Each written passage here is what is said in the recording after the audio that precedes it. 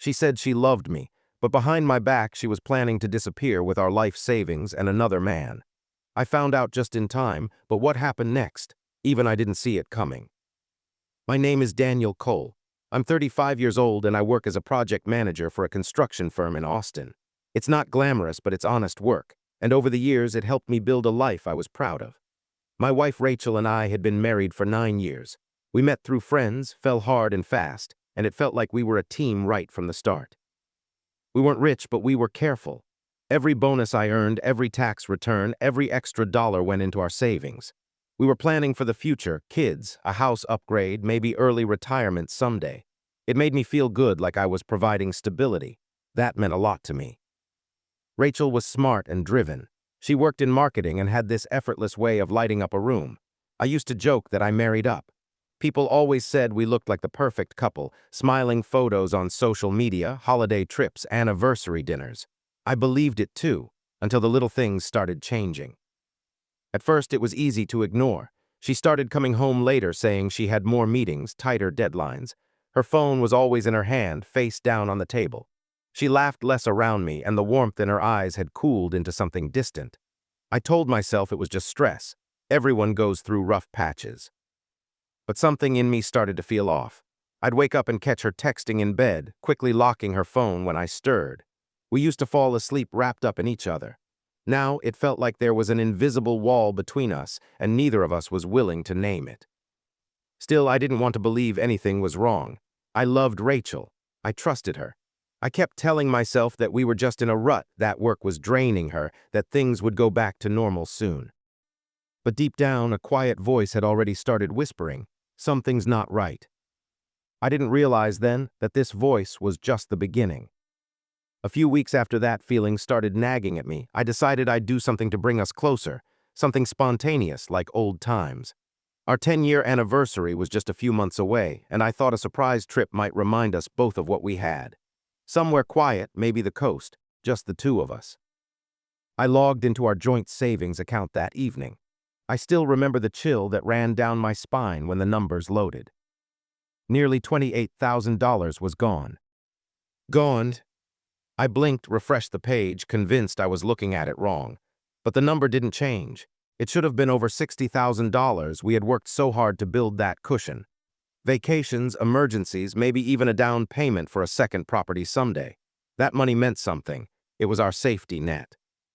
At first, I thought maybe she moved it temporarily, maybe an investment or a mistake. So I scrolled through the transaction history. That's when the confusion turned into dread. Multiple large transfers had been made in the past 3 months. A few thousand here, 5,000 there. All of it authorized through Rachel's login. I stared at the screen, my heart pounding. I didn't want to jump to conclusions, but this wasn't some casual oversight. This was deliberate. That night I waited until she got home. She was late again, some excuse about a campaign launch and how the team's been under pressure.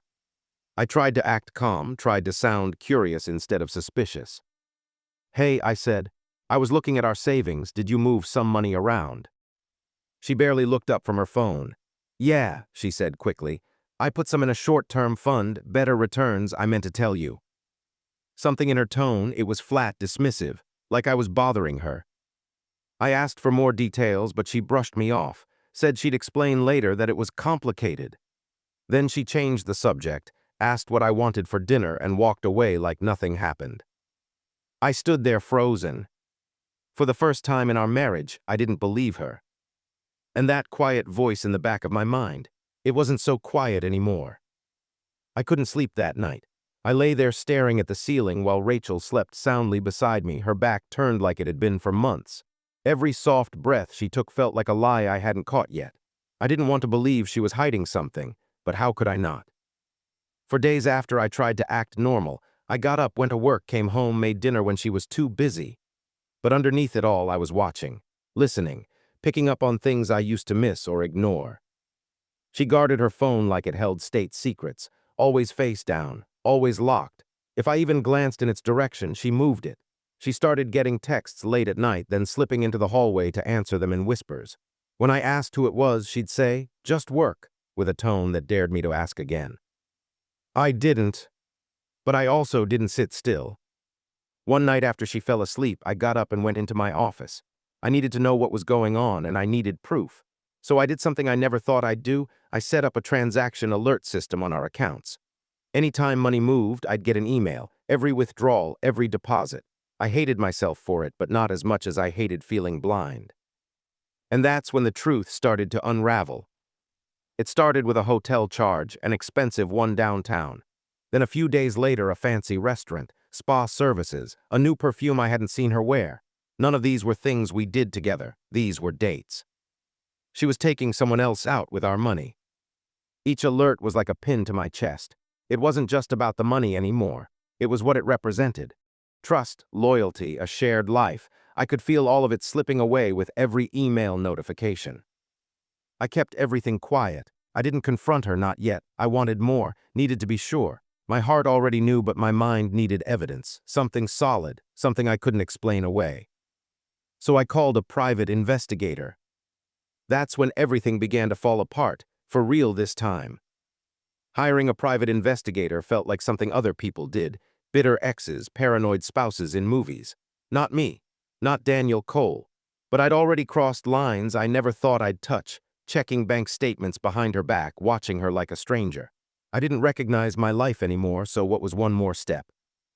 I found a guy online, reliable reviews, quiet demeanor. His name was Brent.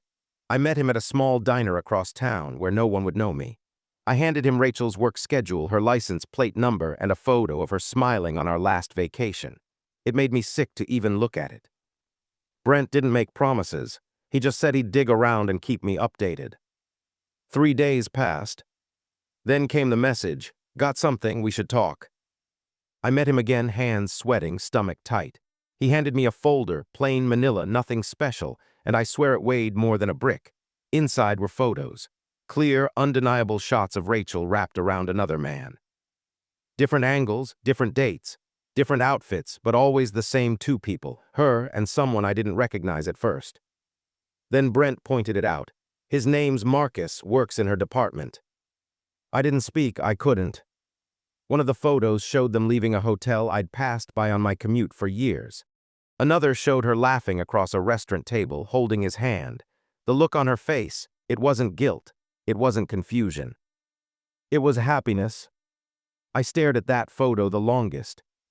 For a while, I just sat in my car, gripping the steering wheel like it might stop my chest from caving in. I felt stupid, weak, humiliated. The woman I'd built my life around had been living another life behind my back. And worse, she was using our money to do it. That night, I went home like nothing happened. She smiled when she walked in, kissed me on the cheek like we were fine. She had no idea I knew. But something inside me had changed. The blind trust, the hope that it was all a misunderstanding, that was gone. I was done guessing. Now I had facts. And I wasn't going to stay silent much longer. I thought the worst was behind me after seeing those photos. I was wrong. 2 nights after I met with Brent, I got the alert. It was close to midnight, and I was sitting in bed, staring blankly at the ceiling like I had been for weeks.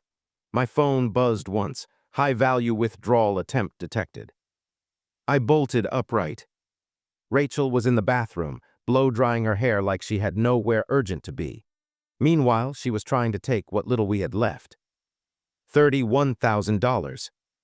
She de-initiated a transfer out of our joint account into a new one I'd never seen before. A personal account, hers. I didn't think I moved. I threw on a shirt, grabbed my keys, and drove straight to the bank's 24-hour support branch. My hands were shaking the whole way there. I don't remember stoplights or traffic. Just the sick, gut-wrenching panic that everything we built, everything I fought to protect, was about to vanish. At the bank, I barely got the words out. My wife, she's trying to take everything. The manager must have seen the look in my eyes, raw, broken, desperate. He verified my ID, pulled up the account, and his face changed when he saw the transaction. "You got here just in time," he said. With my authorization, we froze the account. Every cent was locked. Then I moved the remaining balance into a new personal account under my name only. Passwords changed. Alerts upgraded. Access revoked. Rachel had no idea. I walked out of that bank as the sun was coming up. My body was exhausted, but my mind was on fire. Rage and heartbreak burned together in my chest like poison. She wasn't just cheating, she was trying to clean me out. She was ready to run, and she wanted to leave me with nothing. But she failed. When I got home, she was already gone, left early for work. I stood in the kitchen, staring at the empty coffee pot, the silence louder than any fight we'd ever had. She still didn't know I knew. But the game had changed. She'd made her move. Now it was my turn. I waited for her to come home that night. I didn't go to work. I couldn't focus, not with the weight of everything boiling inside me. I sat at the dining table, phone off, blinds drawn, the folder from Brent lying in front of me. I must have opened and closed it a dozen times, each glance at those photos like pressing on a bruise that wouldn't heal. When the front door opened around 7:30, my heart started hammering. She walked in, talking on the phone, laughing at something. She didn't even notice me at first. I let her finish her call. Let her hang up, take off her shoes, and move toward the kitchen until she finally saw me sitting there, quiet and still. "Oh," she said, startled, "you're home early." I looked at her for a long moment. "Sit down."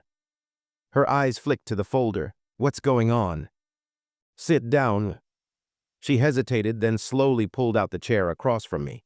For a moment we sat in silence, just the sound of the clock ticking behind us. "I know," I said finally. "About everything, Marcus, the hotel, the money." Her face went pale. Just like that, the lie drained out of her. Daniel, Don't," I snapped. "Don't insult me with a lie. I have photos, bank records, dates, times. You used our savings, our life savings, to fund your affair." She looked down, lips trembling. "It wasn't supposed to happen like this." I laughed. I couldn't help it. What exactly was it supposed to be, Rachel? You take the money, disappear with him, and leave me wondering why we couldn't afford groceries. Tears welled in her eyes. She reached for my hand, but I pulled it away. The pain was too fresh, too raw. "I froze the account," I told her. "Moved everything, you don't get a dime." She gasped like she'd just been slapped. "Daniel, you can't do this. I didn't mean to hurt you."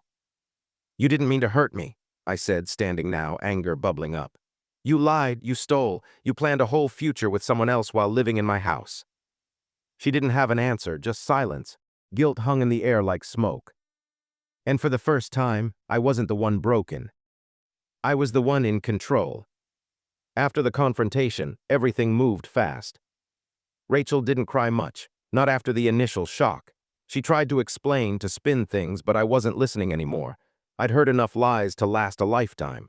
I told her she had 3 days to pack her things and leave. She didn't argue. She just nodded and walked upstairs, her steps slow, like gravity was pulling harder on her now. The next morning, I saw her texting constantly, probably Marcus, maybe trying to fix the mess, salvage what she could. But by the second day, she looked different, nervous, pale, on edge. That's when I knew. It wasn't going well. Curiosity got the better of me, and I asked Brent for one more favor. I wanted to know how deep this guy Marcus really was in her life. Turns out, not very. He was married too, with 2 kids.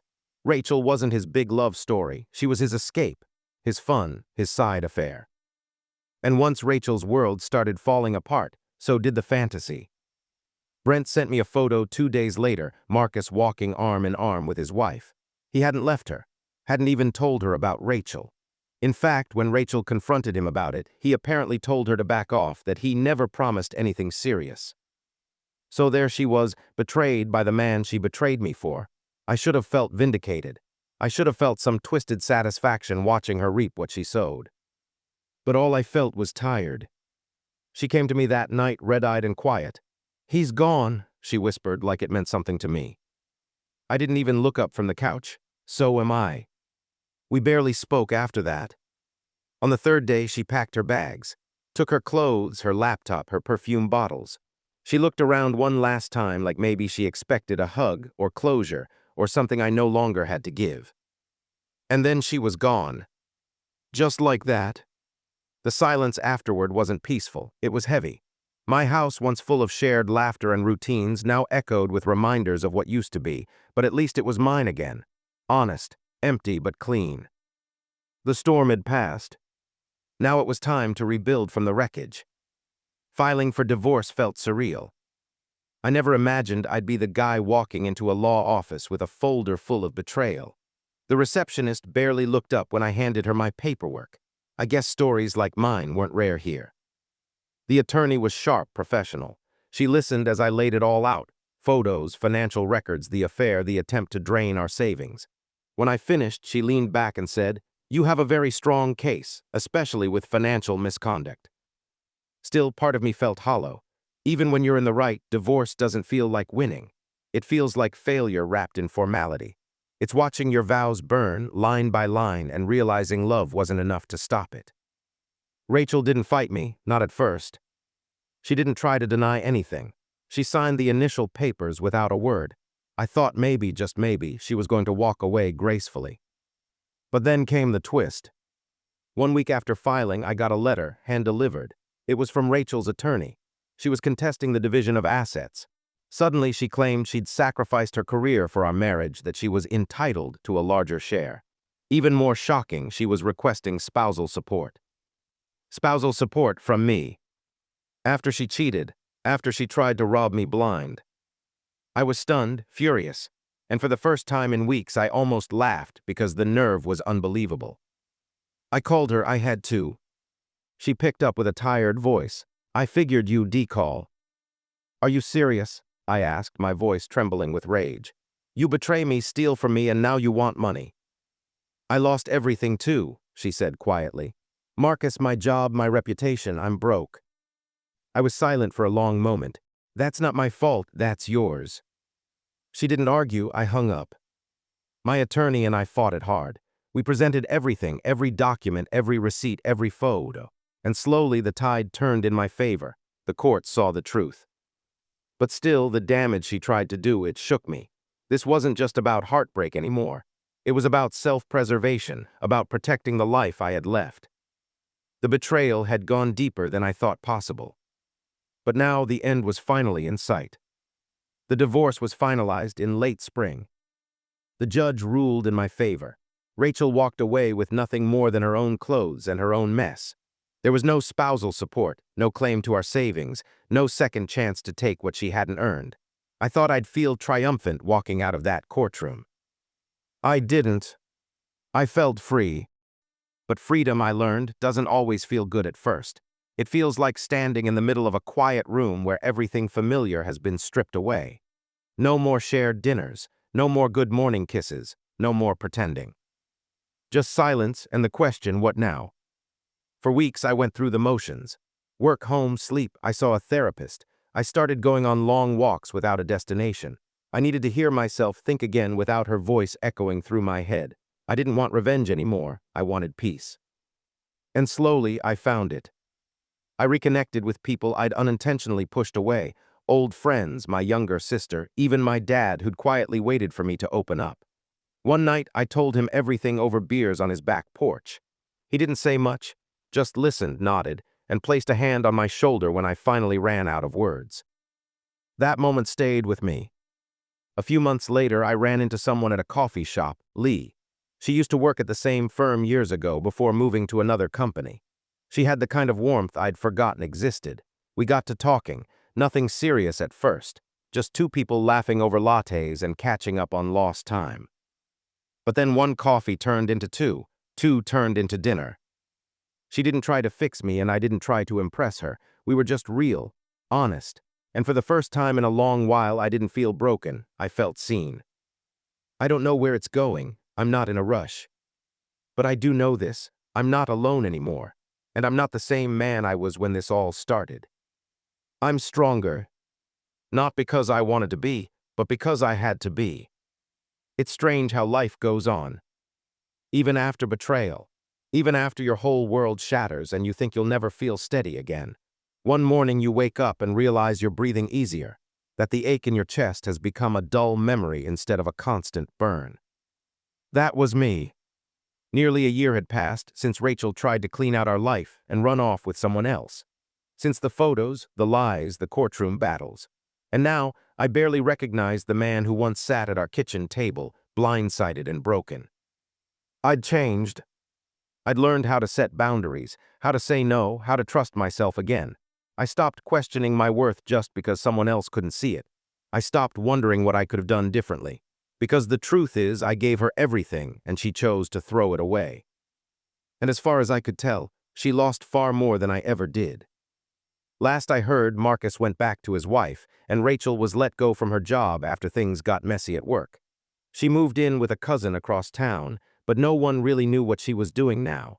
I didn't care to dig deeper. I didn't need revenge. She destroyed herself with her own decisions. I didn't have to lift a finger. Me, I was finally living. I'd moved into a smaller place, nothing fancy but mine. I started hiking again, reading more, spending weekends with my sister and her kids. And yes, I was still seeing Lee. Slowly, gently, we weren't rushing anything. We both knew the value of patience. One night, I stood in my backyard watching the sunset. It was one of those golden evenings where everything glows, soft, quiet, peaceful. And I realized I was happy. Not in the fireworks and fairy tale way, but in a calm, grounded way. I'd made it through hell and I didn't just survive, I came out better. Rachel lost everything because of who she chose to be. I gained everything because I chose to grow. If there's one thing I've learned, it's this. People will show you who they are when they think you're not looking. And when they do, believe them. Then walk away, head high, heart open, and eyes forward. Because sometimes losing someone is exactly what you need to find yourself.